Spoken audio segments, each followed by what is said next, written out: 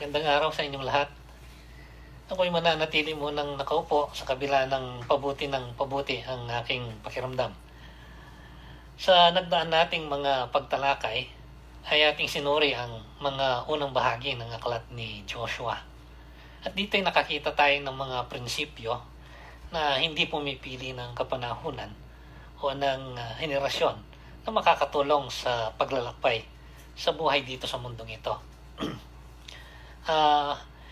Ating natalakay na ayon sa dakilang gawa ng Diyos, ang mga Israelita ay nakatawid dun sa Jordan River na noon ay apaw sa dami ng tubig na dumadaloy, at sila ay nakatungtong na finally sa lupang pangako.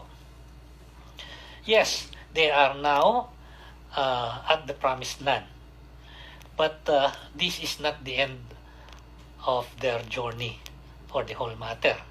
Nakapasok na sila, nakatungtong na doon, pero hindi ibig sabihin tapos na ang mga kaganapan. Parang ito ay isang bagong pasimula pa lamang. Napakarami pa ng kanilang dapat gawin. Sila ay dapat makipaglaban o makipagdigma sa iba't ibang mga lipi at kaharian na noon ay nakatira na sa lupang pangako. Dapat nila itong malupig upang sa ganon ay kanilang matanggap ang pangako ng Diyos sa kanila na pamana. God is not done as well. Dahil hindi ibig sabihin na naitawid na ng Diyos doon sa Ilog Jordan, ang mga tao ay tapos na rin siya. Hindi. Dahil ang sabi nga ng Diyos, saan man sila pupunta, sasamahan niya sila. Today, we will take a look at some more things that God would remind the Israelites so that they can keep on going to the direction that He has planned and purposed for them. Patuloy na magbibigay ang Diyos ng mga pagpapaalala sa kanila upang sila ay makapagpatuloy doon sa landas na Kanyang pinlano para sa kanila. They are now about to prepare for the next stage. Kasi magpapasimula na sila ng pakikipagdigma. At ang kauna-unahang kanilang kailangang talunin ay ang itinuturing na pinakamahirap talunin at pinakamakapangyarihan sa mga nandoon na sa dako na tinatawag na Kanaan o lupang pangako. Ito ay ang lungsod ng Jericho. And we will talk more about this at another time. How will God prepare them? And what are the lessons for us in these past events of long ago so that we can apply them and use them in our present day situation? Yan ang ating pag-uusapan. I'll speak on more things to remember from the past to move further in responding to the present. Karagdagang mga bagay na kailangang alalahanin galing sa nagdaan upang makasulong ng mas malayo sa pagtukon natin sa pangkasalukuyang sitwasyon. Yan ay titingnan natin dito sa nakatala sa Joshua chapter 5 verses 1 hanggang 12. Itong sinasabi sa bahaging ito ng kasulatan. Now when all the Amorite kings west of the Jordan and all the Canaanite kings along the coast heard how the Lord had dried up the Jordan before the Israelites until we had crossed over, their hearts melted, and they no longer had the courage to face the Israelites. Itong unang pagpapahayag dito sa unang talata. Ayon dito ay makikita na yung kaganapan na huling pinag-usapan natin dito sa paglalakbay ng mga Israelita sa lupang pangako. Yung pagtawid nila doon sa Jordan River sa pamamagitan ng himala na ginawa ng Diyos ay nagdulot ng dalawang bagay, magkaibang bagay. Ito'y nagbigay ng lakas ng loob at tapang sa mga Israelita. At ito'y nagbigay din naman ng pagkatakot sa mga kaaway nila. Ang binanggit dito ay ang mga haring Amoreo at haring Kananeo. They are called Canaanite kings because the place is originally called Canaan. Dahil ang tumira doon ay galing sa lahi ng isa sa mga naunang ninuno, yung si Canaan. So, sa kabila nito, na may tapang ang mga Israelita nang dahil sa ginawa ng Diyos at may takot ang mga taga roon, hindi nangangahulugan na wala nang pagsalangsang sa kanila. It doesn't mean that there will no longer be any resistance or struggle against the Israelites. Dahil sa mahabang panahon ng kasaysayan nila, ay merong mahabang kasaysayan ng paglalaban ito. At ang totoo, bago pa lubusang nabuo ang bansang Israel, galing sa lahi na nabuo sa pamilya ni Abraham, ay ang mga nandoon na tinatawag na Amoreo ay tuloy-tuloy na sumasalangsang naman sa Diyos. I would like to read a portion of this in Genesis chapter 15 to give you further background kung sino ang mga taong ito. Dahil merong nagtatanong kung bakit kailangan ng digmaang ito. Bakit kailangan ang labanan at maging ang patayan. Dahil nga ang mga taong ito naman ay hindi naman taong mababait. Ang mga taong ito ay mulat sa may pagsalangsang sa Diyos at may pagsalangsang sa binuo ng Diyos na lahi. Ito'y makikita dito sa Genesis chapter 15. Dahil bago pa nabuo ang bansang Israel, ito'y sinabi na ng Diyos kay Abraham na pinangakuan niya na gagawing isang dakilang bayan.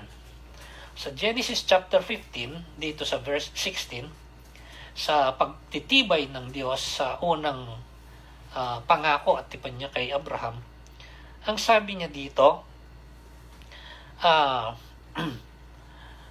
uunahin ko na dito sa verse 12 para makita natin pati yung kanilang kahihinatnan sa kanilang paglaki bilang isang bayan.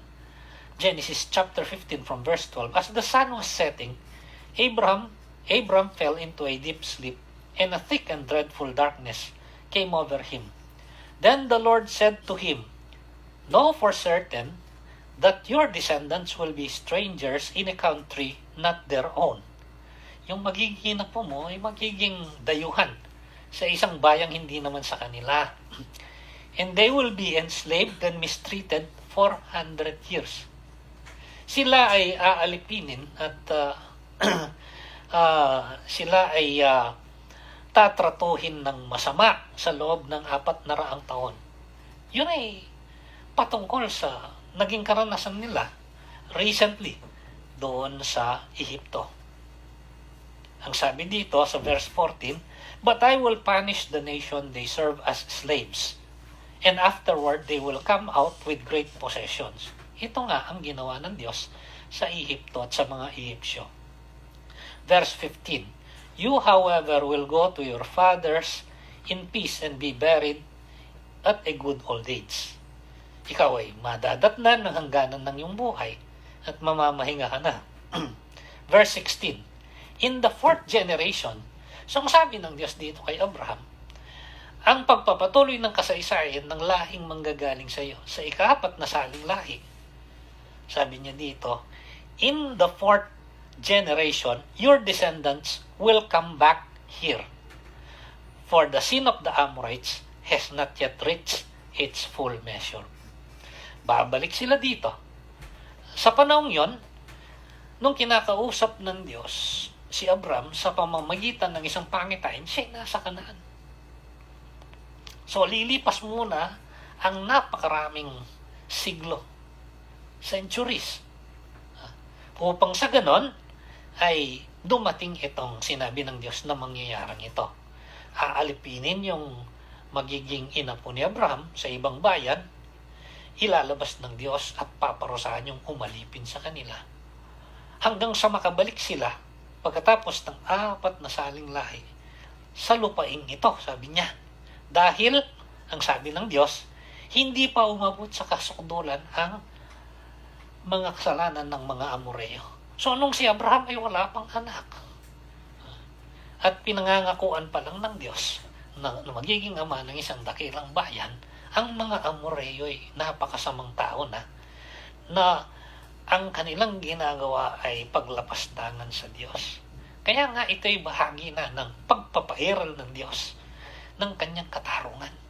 Napakahabang panahon ang ibinigay dito. Kasi ang sabi nga dito sa Joshua chapter 5, the main group of people that were first mentioned, now when all the Amorite kings west of the Jordan and all the Canaanite kings along the coast heard how the Lord had dried up the Jordan before the Israelites until we had crossed over, their hearts melted, and they no longer had the courage to face the Israelites. Yet, they will not give up. They will fight against God, and they will fight against God's people. This is a time of reckoning and retribution for God. This is God's justice. Panahon ng pagtutuos at pagganti ng Diyos laban sa mga taong ito. Now, to proceed, how would God prepare His people? Paanong ihahanda ng Diyos ang kanyang bayan dito sa mga darating na panahon? It is not through military training, although this is important, and the people chosen must be of good enough health, but primarily through spiritual training. Yan ang nilalaman nitong susunod na mga talata na babasahin ko. Magmula sa talatang 1 hanggang sa talatang 12. At the time, the Lord said to Joshua, "Make flint knives and circumcise the Israelites again." So Joshua made flint knives and circumcised the Israelites at Gibeath Hararalot. Now this is why he said so, or he did so. All those who came out of Egypt, all the men of military age, died in the desert on the way after leaving Egypt. All the people that came out had been circumcised, but all the people born in the desert during the journey from Egypt had not. Kasi yung mga ama ng mga ito na lumabas galing sa Ehipto ay mga tuli. Ngunit lahat sila ay pumanaw sa paglalakbay doon sa ilang bago nakarating dito. Dalawa nga lang ang pinahintulutan na pumasok sa mga taong lumabas galing sa Ehipto, si Joshua at saka si Caleb. Itong mga taong ito ay anak na noon ay hindi pa mga tinuli. Kaya ngayon, sabi ng Diyos, sila ay dapat tuliin. Ang sabi dito, the Israelites had moved about in the desert 40 years until all the men who were of military age when they left Egypt had died, since they had not obeyed the Lord. For the Lord had sworn to them that they would not see the land that He had solemnly promised their fathers to give us, a land flowing with milk and honey. So He raised up their sons in their place, and these were the ones Joshua circumcised. They were all uncircumcised because they had not been circumcised on the way. And after the whole nation had been circumcised, they remained where they were in camp until they were healed. Siguro kabisado ng iba ang ibig sabihin ng pagtutuli. Ito ay yung paghiwa at pag-alis ng bahagi ng balat ng isa sa mga sangkap ng katawan ng tao, ng mga kalalakihan. Ito'y napaka-importante. Ito ang una kong tatalakayin na pagpapaalala ng Diyos. Ang pagtutuli sa mga Israelita. Ang ritual at seremonyang ito ay upang ipaalala sa kanila. Palagyan. Ang isang bagay. Palagyan, dapat nilang maalala. At itong maganda dahil sangkap ng kanilang katawan ang malalagyan ng palatandaan, ito'y karapat-dapat na hindi nila makalimutan. Na ang Diyos na ito, na ngayon kasama nila, ay ang Diyos na nakipagtipan o nakipagkasundo sa ninuno nilang si Abraham. At nang dahil dito, siya yung tutupad ng lahat ng kanyang ipinakipagtipan kay Abraham. So, it is a reminder that the God who is with them now is the God who made the covenant with their ancestor, Abraham. And what He will do with them is a continuing fulfillment of that covenant. Saan makikita yun? Makikita yun sa Genesis chapter 17, verses 1 hanggang 14. At indulge with me in reading these important passages so that we will have a much clearer understanding of these things. They are not mere senseless acts.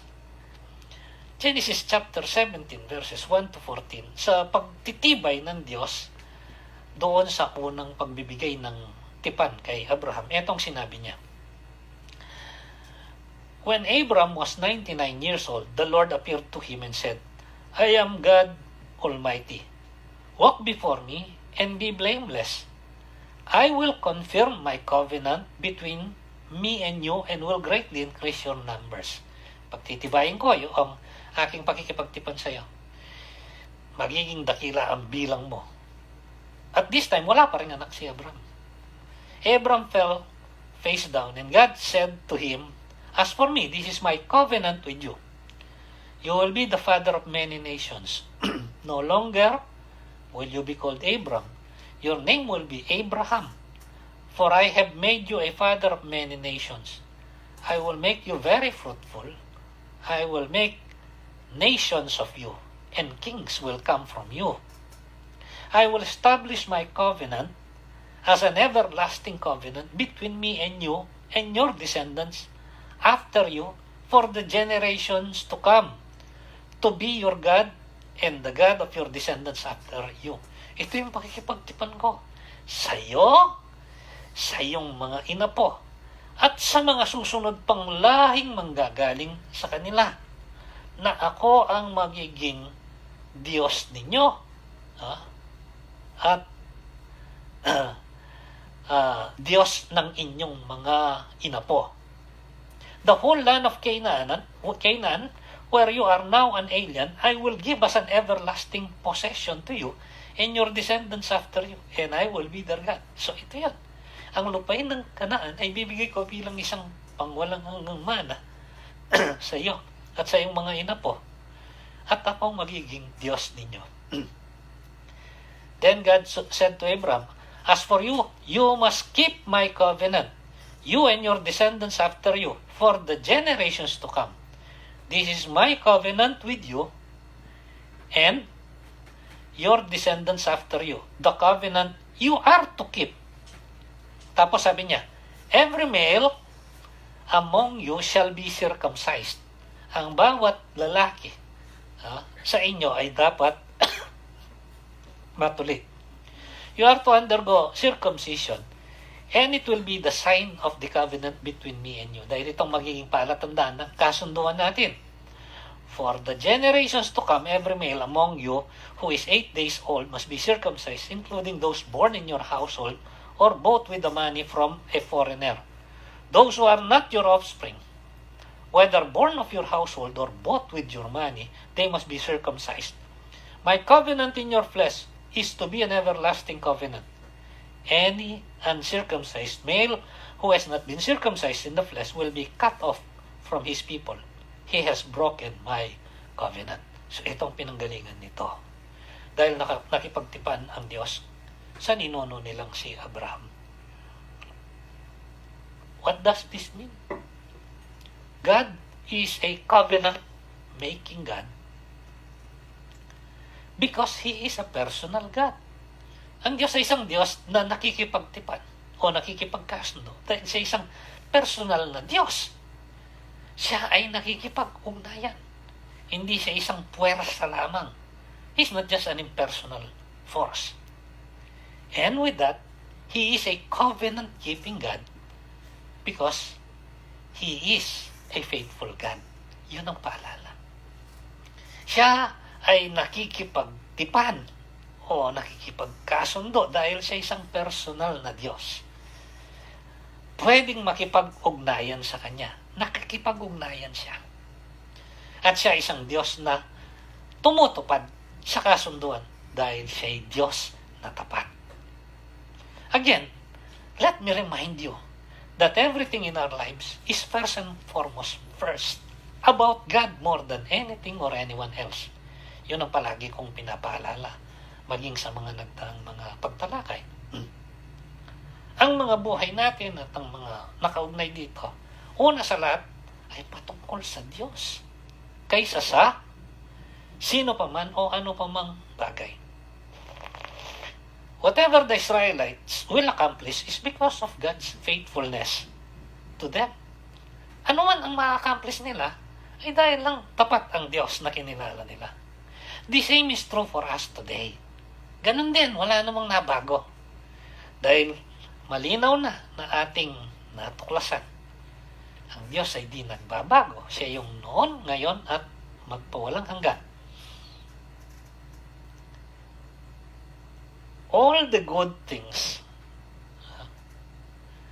that we could ever experience is because of the faithfulness of our God. Ang lahat ng mabubuting bagay na maaari nating maranasan ay dahil lang sa katapatan ng ating Diyos. Walang kakulangan ng Diyos sa kanyang pagtupad sa lahat ng kanyang mga salita. All good things we could ever experience are because God is our faithful God. He does not turn His back on His words. Kaya nga, ang mga Israelita ngayon ay tinuli upang maalala nila ito at mapaalala sa kanila yung sinabi kay Abraham na kung paano tapat ang Diyos doon sa pakikipagtipan sa kanila, tapat din sila sa pakikipagtipan sa Diyos. See, circumcision is the sign that God will keep His end of the covenant. Yung bahagi niya ay kanyang gagawin. So, He also expects them to keep their end or do their part. Now, what does this have to do with us? Kasi ito ay nangyari na sa matagal na panahon. Ito'y mas ma-appreciate natin at maintindihan kapag tiningnan natin yung kauna-unahang pagkakataon na nakipagtipan ang Diyos kay Abraham.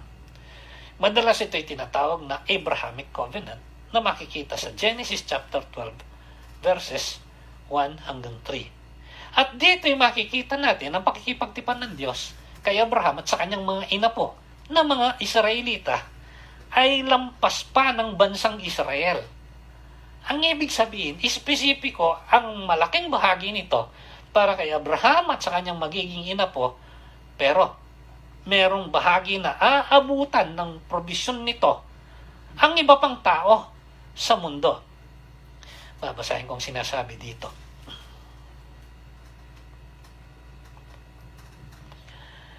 Genesis chapter 12 verses 1 up to 3. The Lord had said to Abram, "Leave your country, your people, and your father's household, and go to the land I will show you. I will make you into a great nation, and I will bless you. I will make your name great, and you will be a blessing. I will bless those who bless you, and whoever curses you, I will curse." And this is what I am talking about. "And all peoples on earth will be blessed through you."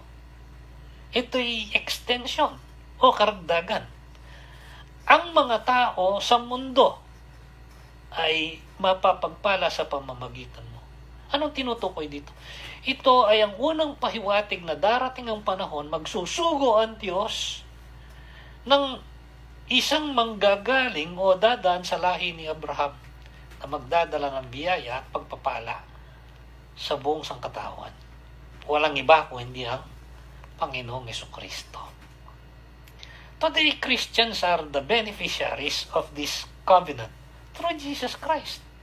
Tayo na kumilala kay Kristo Jesus bilang Panginoon at tagapagligtas ay tumatanggap ng mga biyaya at pagpapala nito. As we are reminded of this, we are also called to be faithful to God. tayo rin naman ang pinapaalalahanan. Pinaalalahanan yung si Joshua at saka yung mga kasamahan niya noon sa katotohanan ito. Baka kanila nang nakalimutan. Ngayon, sa kapanahunan natin, sa ating pagsusuri ng kasulatan na naitala, pinaalalahanan din tayo ng katotohanan ito. Moving forward, remember that the God we trusted through Jesus Christ is faithful. Siya ay tapat. Sukdo lang tapat. Absolutely. He will complete what He has begun. Etong sinabi ni Apostle Paul dito sa Philippians chapter 1 verse 6 sa mga mananampalatayang Kristiyano. Ang sabi niya, being confident of this, that he who began a good work in you will carry it on to completion until the day of Christ Jesus. Ganun katapat ang Diyos. Ang mabuting bagay na pinasimulan niya, ang pagliligtas sa atin, ay kanyang kukumpletuhin hanggang sa araw ng Panginoong Yesus. And if ever we get sidetracked somehow, for one reason or another, He is still faithful to get us back on track by calling us to repentance and providing forgiveness. Maalisya man tayo, mabigo man tayo sa bahagi natin, we should have no excuse, yet He will remain faithful. Sinabi nga ni Pablo kay Timoteo, tayo man ay hindi magtapat sa kanya, mananatili pa rin siyang tapat. At itong sinabi doon sa sulat ni Juan, 1 John chapter 1, dito sa verse 8 and 9. Bilang paalala, kung sakaling merong nalilisya o nalilihis. Itong sabi ni John sa kanila, 1 John chapter 1, verse 8 and 9, if we claim to be without sin, we deceive ourselves, and the truth is not in us. Tayo ay magkakasala pa rin dahil hindi pa tayo ganap. Hindi dapat nakikitaan palagi at hindi dapat na marmarkahan ng mga kasalanan ng buhay natin kung tayo na kay Kristo. Ngunit, tayo ay maaari pa rin mahulog sa pagkakasala. Ang sabi sa verse 9, if we confess our sins, He is faithful and just and will forgive us our sins and purify us from all unrighteousness. That is how faithful He is. So, ito ay kailangan nating maalala palagi yan. Kasi sa ating paglalakbay, ano man yung madatnan natin, hindi man natin tiyak, ang dapat alalahan natin, tapat ang Diyos. At kung merong nangyaring mabuti, huwag natin kalimutan, ito'y dapat nakilalanin na dahil lang sa katapatan ng Diyos. At kung tayong nalisya at nalihis, dapat tayong bumabalik sa Kanya. Dahil siya'y tapat na nagpapatawad. Dahil ang hinahanap niya sa atin ay katapatan din naman. Remember what we have learned in the past lessons from Joshua, that He is a holy God. So therefore, we ought to live holy lives.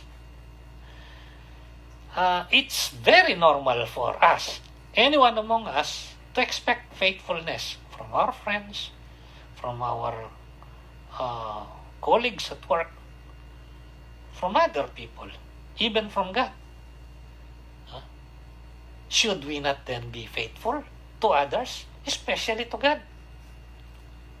Kung sa normal nating pagkatao, umaasa tayo na yung mga kakilala natin, yung ating kamag-anak, pamilya, kakilala, kaibigan, katrabaho, inaasahan natin na sila ay magiging tapat sa atin. At siyempre, umaasa tayo ng Diyos ay magiging tapat sa atin. Hindi ba dapat tayo ay maging tapat din naman? But how? Paano? By obedience.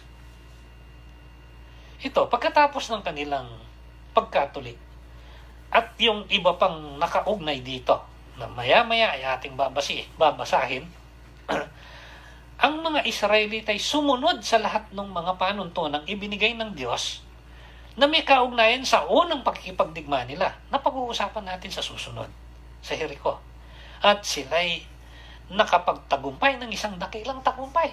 Siya tinuturing na pinakamahirap na talunin at pinakamakapangyarihang kaharian noon sa dakong yon. They never questioned God's wisdom, even though they did not fully understand everything. Because God has a perfect track record. Kahit kailan ay hindi pa sila binigo ng Diyos. So, do you want to get a grip of what's ahead? Magkaroon ka ng mahigpit na hawak na hindi ka parang nadadapa, natutumba sa mga bagay na nasa harapan mo. Remember that God is a covenant-keeping God because He is the faithful God.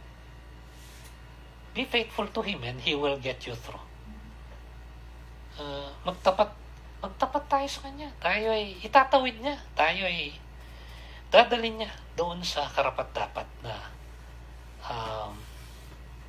hangganan na madatnan. Ang susunod na mga talata, verse 9 hanggang verse 10, Then the Lord said to Joshua, Today I have rolled away the reproach of Egypt from you. So the place has been called Gilgal to this day. Dahil ginawa na nila yung pagtutuli.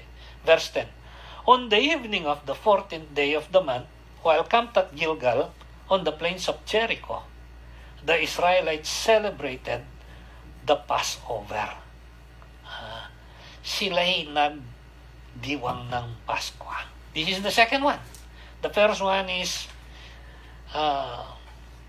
the reminder of God is through the circumcision of the Israelites, the male.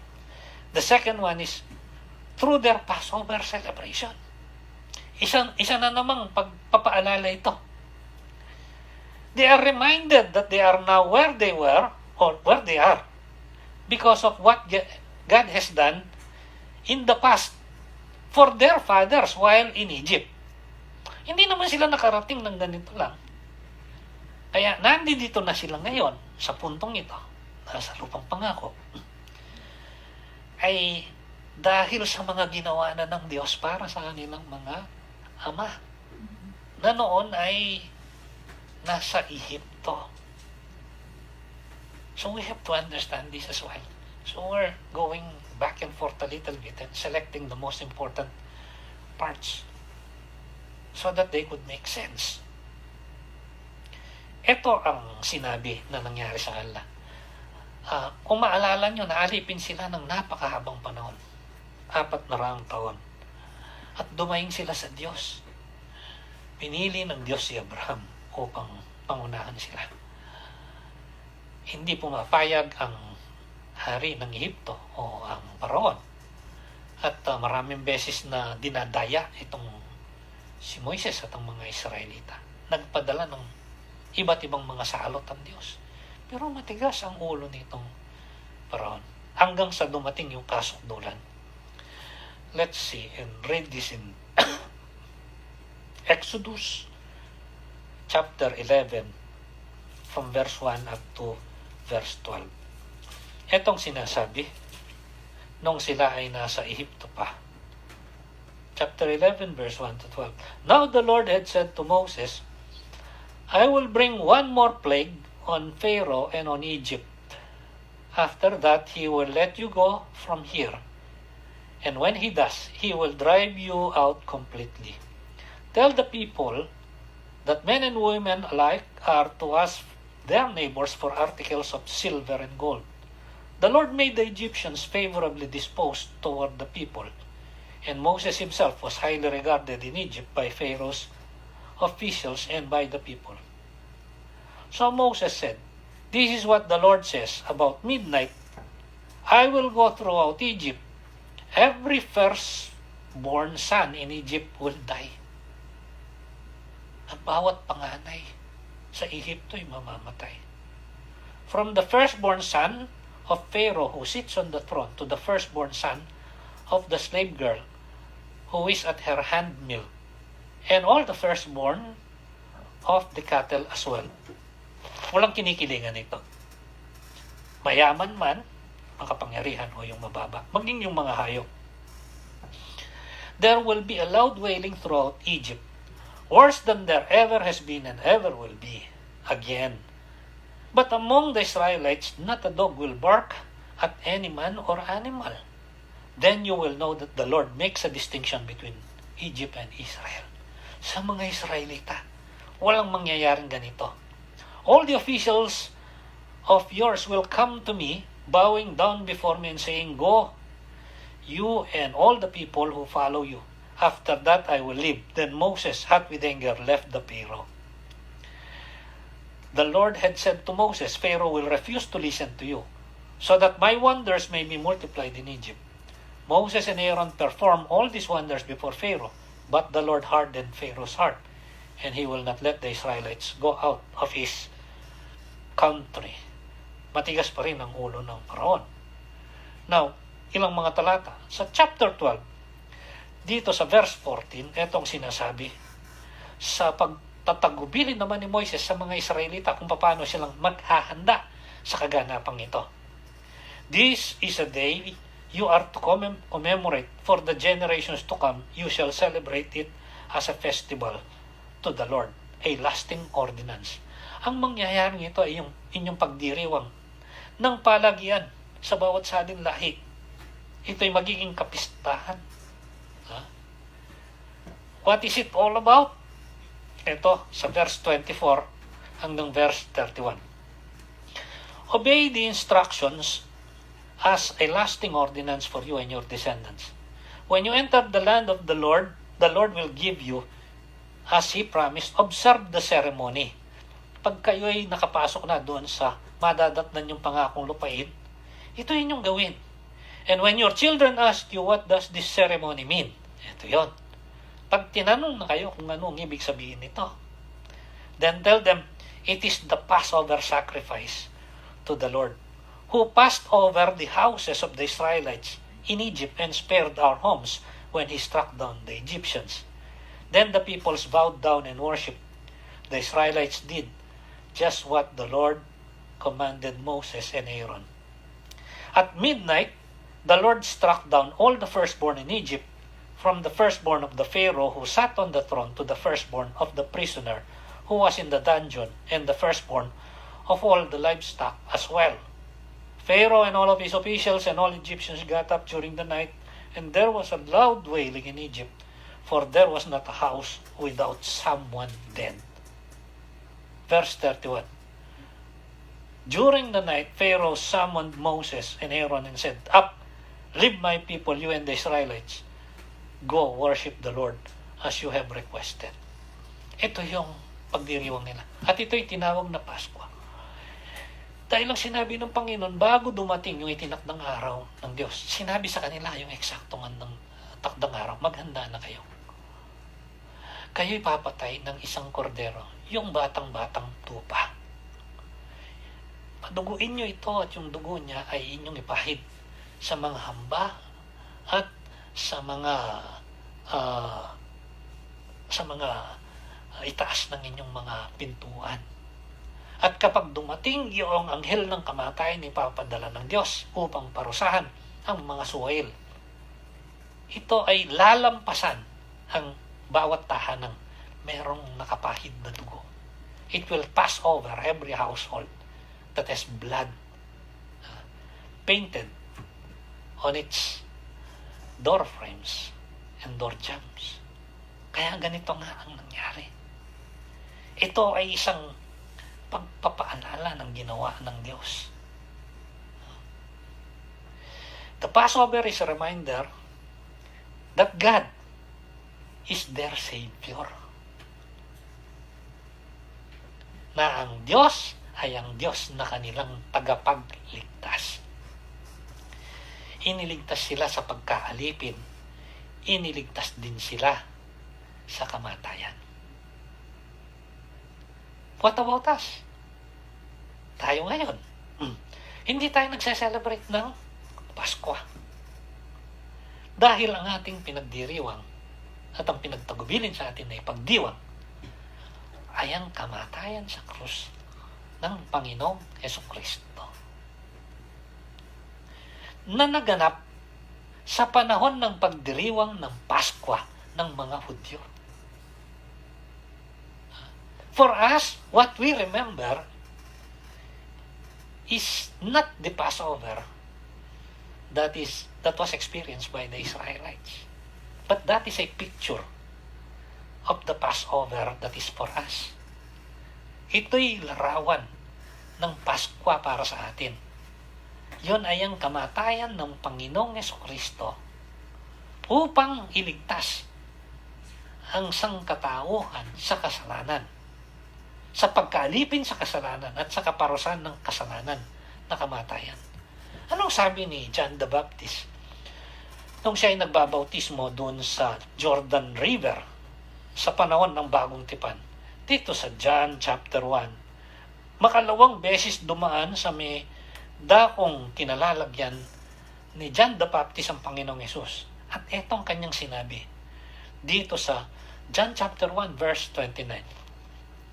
The next day, John saw Jesus looking toward him and said, "Look, the Lamb of God who takes away the sins of the world." Ang kordero ng Diyos na nag-aalis ng kasalanan ng sangkatauhan. Pagpapaalala ito doon sa mga Hudyo noon na nakakaunawa dahil taon-taon palagi nilang pinagdiriwang ang Pasko. Ito yung sukdulang katuparan ng Paskong ipinagdiriwang nila. And in verse 36, eto muli ang nangyari, ang sabi, verse 35 to 36. The next day, John was there again with two of his disciples. When he saw Jesus passing by, he said, "Look, the Lamb of God." Kaya ang sabi ng kasulatan, sinabi ni Apostol Pablo, si Kristo Jesus, ang ating korderong pangpaskwa. Siya yung tagapagligtas natin sa pagkaalipin sa kasalanan at sa kaparusahan ng kamatayan. For God so loved the world that He gave His one and only Son, that whoever believes in Him shall not perish but have eternal life. Kapag kinilala natin si Kristo Jesus bilang Panginoon at tagapagligtas, Panginoon at tagapagligtas, tunay na may kaligtasan. Kaligtasan sa kasalanan at kaligtasan sa kamatayan. Mamatay man tayo sa pisikal, bubuhayin muli ng walang hanggan. Therefore, as we are reminded of this, let's proceed and turn away from sin. It's no longer the life that we're supposed to live. Kaya nga tayo iniligtas. Iniligtas sa pagkaalipin upang hindi na maalipin muli ng kasalanan. At iniligtas upang hindi tayo parusahan ng kamatayan. Dapat nakapako na ang mga paningin natin sa Panginoong Hesus at sa kanyang kinalalagyan. Siguro makakatulong ang isang bahagi ng sinulat ni Apostol Pablo sa mga taga Colossus. Colossians chapter 3. Itong kanyang sinulat sa kanila from verse 1 to 11. Finally, my brothers. Okay. Colossians chapter 3. Ito. Since then, you have been raised with Christ. Set your hearts on things above, where Christ is seated at the right hand of God. Set your minds on the things above, not on earthly things. For you died, and your life is now hidden with Christ in God. When Christ, who is your life, appears, then you will all also appear with Him in glory. Put to death, therefore, whatever belongs to your earthly nature. Sexual immorality, impurity, lust, evil desires, and greed, which is idolatry. Because of this, the wrath of God is coming. You used to walk in these ways in the life you once lived. Ito'y bahagi ng inyong lumang uri ng buhay. But now you must rid yourselves of all such things as this: anger, rage, malice, slander, and filthy language from your lips. Do not lie to each other, since you have taken off your old self with its practices, and put on the new self, which is being renewed in knowing the image of its Creator. Here there is no Greek or Jew, circumcised or uncircumcised, barbarian, Scythian, slave or free, but Christ is in all, is all, and is in all. Paalala ito sa kanila na ang Diyos ay ang kanilang tagapagligtas. Paalala din sa atin. Tayong mga mananampalataya ni Kristo. Ang Diyos ang ating tagapagligtas. Mamuhay tayo ayon sa pagkaligtas. Hindi na alipin sa kasalanan at hindi na patungo sa kaparusahan ng kasalanan na kamatayan. Ano pa? Verses 11 and 12. Ang sabi dito, the day after the Passover, that very day, they ate some of the produce of the land, unleavened bread and roasted grain. Pagkatapos ng unang araw ng pagdiriwang ng Pasko, kumain sila ng mga bunga ng lupain. Tinapay na walang libadura at yung mga mga butil na galing doon. Verse 12. The manna stopped the day after they ate this food from the land, and there was no longer any manna for the Israelites. But that year, they ate the produce of the land. Ito hindi patungkol sa isang pagdiriwang o sa ritual. Hindi kagaya ng pagtutuli, hindi kagaya ng Pasko. Pero ito isang paalala din. Yung ipinakita ng Diyos, yung ginawa ng Diyos, ay isang paalala sa kanila. Sila'y kumain doon sa dinatnan nilang bunga ng mga halaman doon. Nung sila ay nagdiwang ng Pasko, they ate some of the produce of the land. Kung maalala nyo, galing sa Ehipto, hanggang sa kabuuan ng paglalakbay nila bago sila nakarating dito, 40 taon. Sa kabila ng walang humpay na pagrereklamo at kung ano-ano ang hinihingi, hindi nagkulang ang Diyos kahit isang araw sa pagbibigay sa kanila ng makakain. Yun ay ang tinatawag na mana. Bakit? Anong ipinapaalala? It reminds them that God is the great provider. Ang Diyos ang dakilang nagkakalob at nagtataguyod.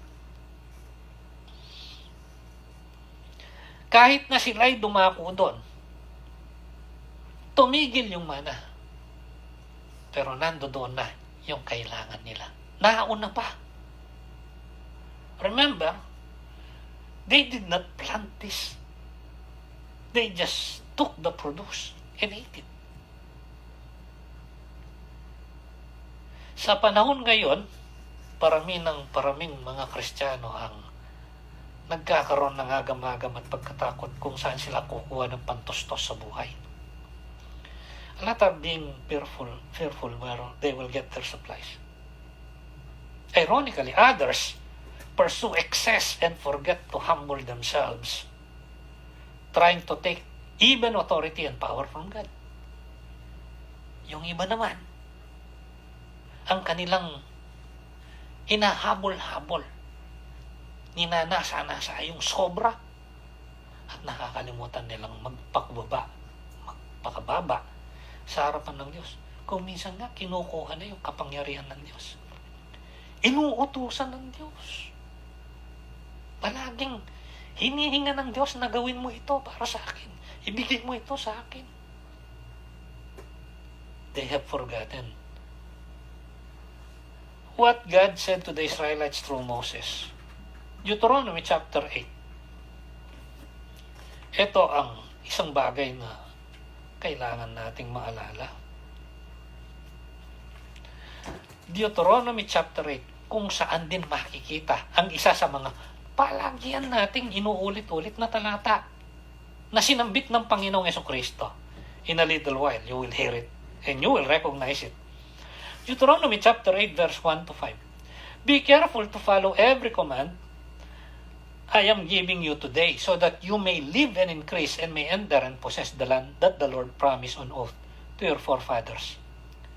Remember how the Lord your God led you all the way in the desert these 40 years to humble you and to test you in order to know what was in your heart, whether or not you would keep His commands. Pakinggan nyo itong verse 3. He humbled you, causing you to hunger, and then feeding you with manna, which neither you nor your fathers had known, to teach you that man does not live on bread alone, but on every word that comes from the mouth of the Lord. Sounds familiar? Hinayaan niya na makaramdam sila ng gutom upang pagkatapos pakainin sila ng mana. Na dumating sa panahong sukang-suka na sila. Nangahanap pa ng higit sa mana. Ang kailangan lang naman nilang mag-survive physically ay mana. Pero anong sabi ng Panginoon? Dapat nilang malaman ng tao hindi mabubuhay sa tinapay lamang, kundi sa bawat salitang nanggagaling sa bibig ng Diyos. Your clothes did not wear out and your feet did not swell during these 40 years. Know then in your heart that as a man disciplines his son, so the Lord God disciplines you. Then we move to verse 10. Baka makalimutan nila. When you have eaten and are satisfied, praise the Lord your God for the good land that He has given you. Be careful that you do not forget the Lord your God, failing to observe His commands, His laws, and His decrees that I am giving to you this day. Otherwise, when you eat and are satisfied, when you build fine houses and settle down, when your herds and flocks grow large, and your silver and gold increase, and all you have is multiplied, then your heart will become proud, and you will forget the Lord your God, who brought you out of Egypt, out of the land of slavery. He led you through the vast and dreadful desert, that thirsty and waterless land, with its venomous snakes and scorpions. He brought you water out of the rock. He gave you manna to eat in the desert, something your fathers had never known, to humble you, to test, so that in the end it might go well with you. You may say to yourself, and listen to this, my power and my strength, the strength of my hands, have produced this wealth for me. But remember the Lord your God, for it is He who gives the ability to produce wealth, and so confirms His covenant which He swore to your forefathers as it is today. Baka makalimutan ninyo kapag sumagana kayo, nasabihin nyo, kagagawan nyo yun. Dahil alalahanin ninyo, ang Diyos lang ang nagbibigay sa inyo ng mga kakayanan para makalikom ng kayamanan bilang pagtupad sa kanyang tipan sa inyong mga magulang. I have to say this, there are some Christians that this is what they always invoke. The power to gain wealth. Nakakala mo, tayo ay napaka makapangyarihan na ngayon na basta gusto natin at sabihin natin tayo yayaman. Ito'y galing dito paalala sa kanila na magiging mayayabang at magiging palalo upang hindi sila mapahamak. Na baka akalain nila galing sa sarili na nilang kapangyarihan at kakayahan yung kanilang mga pagsagana.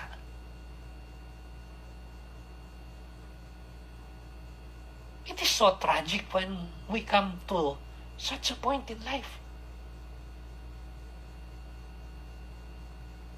We are reminded here, as Joshua and the Israelites were reminded. But this is not the only reminder for these things. Jesus reminded us. Matthew chapter 6, verse 19 to 34. Ano sabi ng Panginoon? Huwag kayong mabahala sa kakainin nyo, iinumin nyo, daramtan ninyo. Tingnan nyo yung ibon, tingnan ninyo yung mga halaman sa parang. Hindi naman nagtatrabaho yan, pero hindi pinababayaan ng Diyos. Kayo pa kaya? Ngunit pag sumakitan muna ninyo, ang kaharian ng Diyos, ang katuwiran nito, at ang lahat ng ito'y mapapa sa inyo. Ay, ito na naman yung gusto ng iba, lahat ng ito. Akala mo pag sinabi ng Diyos lahat ng ito lahat ng gusto natin. Ang pinag-uusapan dito, yung kakainin ng tao, yung iinumin ng tao, yung idadamit niya, yung pangangailangan niya.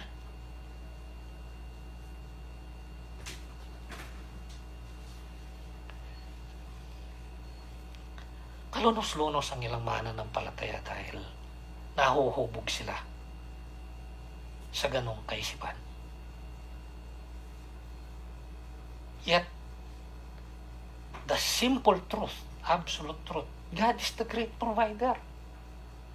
Kaya nga lang, many of us have been trained to want and to want and to want and to want and to want. Never satisfied. Never coming to the point of contentment. Never being thankful. Thanksgiving is so selective. Jesus Christ reminded us. Paul reminded us. Anong sabi ni Apostle Paul? Philippians chapter 4. And we also love this passage. That is why Paul is full of joy. Philippians chapter 4, from verse 4 to 7. Ang sabi niya, rejoice in the Lord always. I will say it again, rejoice. Let your gentleness be evident to all. The Lord is near. Do not be anxious about anything, but in everything, by prayer and petition, with thanksgiving, present your requests to God. And the peace of God, which transcends all understanding, will guard your hearts and your minds in Christ Jesus. The Israelites had enough. They still grumbled and grumbled. Most of us, I dare say, if not all of us, are provided with enough. There are times, kagaya ng sinabi ng Diyos, hayaan niyang magutom sila ng konti para huwag nilang makalimutan na merong kailangang pinagdidependihan. At hindi naman sila pinababayaan ng Diyos. Verse 10, ang sabi niya dito, I rejoice greatly in the Lord that at last you have renewed your concern for me. Indeed, you have been concerned, but you had no opportunity to show it. I'm not saying this because I am in need. Pambihira, si Apostol Pablo nakabilanggo. Pero sinasabi niya, hindi ko sinasabi ito dahil meron akong pangangailangan. Sabi niya dito, I know what it is to be in need, and I know what it is to have plenty. I have learned the secret of being content in any and every situation, whether well-fed or hungry, whether living in plenty or in want. I can do everything through Him who gives me strength. This is another misused verse. As if you just recite this, if you say something, God is obligated to do what you say. When He said this, it is in the context in, I can do everything. I can go through being hungry. I can go through being full. I can go through having needs. I can go through having abundance because of His strength.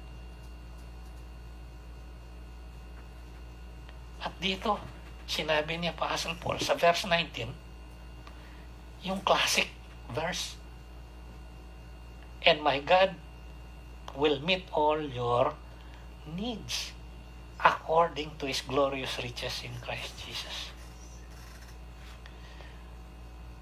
Don't forget, we have a good God.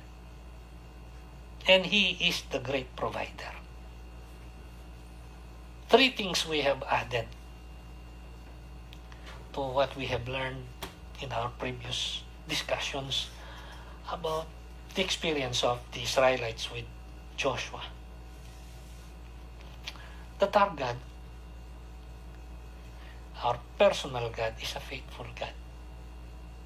He makes covenant and He keeps His covenant. That our God is our Savior God. He saved them from slavery, in Egypt and from death. The same He has done for us. He saved us from slavery to sin and from the judgment of death. He is our Passover Lamb. And our God is the great provider God. He supplies all our needs.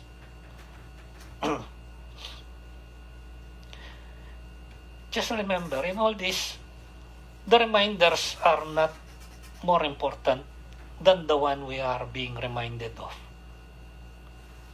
Kasi yung iba, mas pinahalagan itong nangyari sa mga Hudyo. Mas mahalaga pa yung ritual ng tuli. Mas mahalaga pa yung ritual ng Pasko. Na binigay ng Diyos sana para ipaalala sa kanila yung mahalagang katotohanan. Bandang uli, mas tumaas pa ang naging lugar ng seremonya at ritual kaysa ipinakikilalang Diyos. Pwede rin namang mangyari ito sa mga tao ngayon. Nawa ito ay maging paalala sa atin ngayon. All of these are interrelated. They are not vague, senseless events, random events without any relationship with one another. But these were all designed by our great and good God. And may these coming days, weeks, months, and years be fruitful and good for all of us, as we are always reminded of these things. Kung sino ang ating Diyos more than anything else. Let us thank Him. Salamat po aming dakilang Diyos. Salamat at nakilala ka namin. Ikaw na tunay na Diyos. Nakakalungkot pa rin maraming mga tao ang napakaraming kinikilalang Diyos, pero hindi naman Diyos. Bulag pa rin sila. Salamat kami minsan, O Diyos, na mga ngayoy mananampalataya ng Panginoong Jesucristo. Sa tulong ng iyong Espiritu Santo, sa kapangyarihan ng iyong salita, ay namulat sa katotohanan at aming naranasan ang tunay na biyaya ng kaligtasan. Salamat po, Diyos.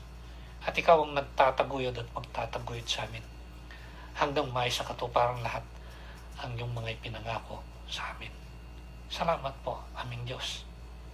Tapat ka. Tulungan mo po kaming magtapat.